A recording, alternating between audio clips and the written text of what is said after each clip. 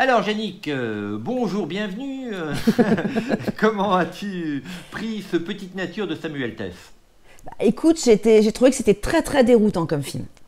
Oui, déroutant, intriguant, qui fait marcher son cerveau. On va rentrer dans le détail.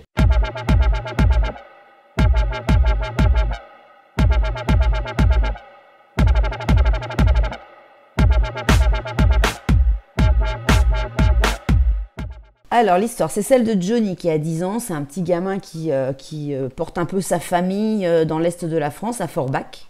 Dans un milieu populaire, de grands ensembles, avec sa mère célibataire, sa petite sœur, tout ça. C'est pas un milieu très cultivé, très... Voilà. Non. Et jusqu'au jour donc, où arrive un nouveau professeur. Qui va un peu l'éveiller à d'autres choses et l'amener peut-être sur un autre chemin. C'est quoi ton rêve?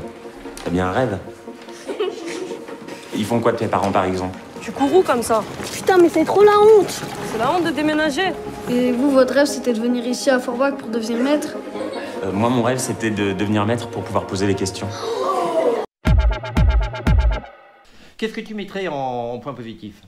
Oh bah clairement, Alyosha Reinhardt, le jeune là, il est quand même bluffant du haut de ses 10 ans, parce qu'au final, le film, c'est lui qui porte le film, hein. On est dans sa tête, on le suit partout.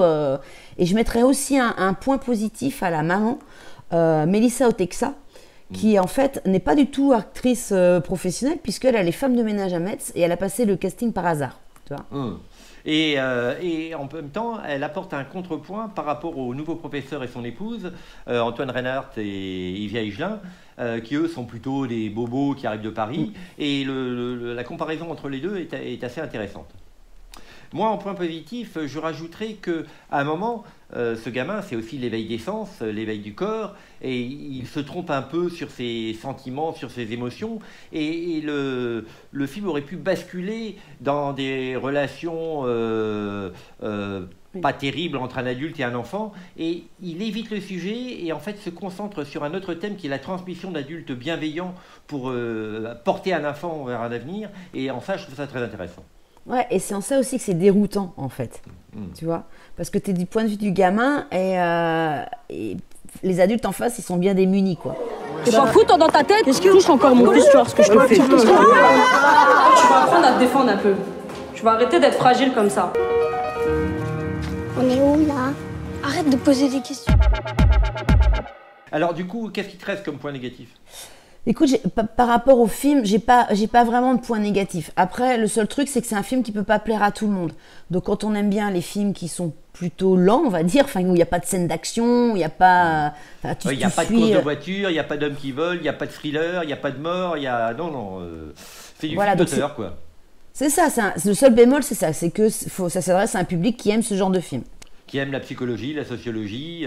Et moi, je rajouterais que dans une ambiance qui est quand même un peu sombre, finalement, on n'en sort pas complètement plombé parce que, on ne va pas raconter la fin, mais il y a un avenir, quoi. Il y a un avenir possible. Donc toi, tu n'as pas de bémol, hein? Non, j'ai pas de bémol, même pas de dièse. Je fais quoi? Moi, j'appelle la directrice. Non, mais on appelle sa mère. T'as tout juste. Mais l'orthographe, c'est la catastrophe. T'es content, c'est les vacances? Tu pars un peu? Non. Je peux rentrer? Non, laisse la porte ouverte, s'il te plaît. Une note de 0 à 5, tu mettrais quoi? Eh ben écoute, par rapport à ce genre de film, je mettrais 4. Vraiment, c'est un film très intéressant. Oui, mais avec les précautions d'usage, moi je mettrais largement un 4 sur 5, un bon 4+.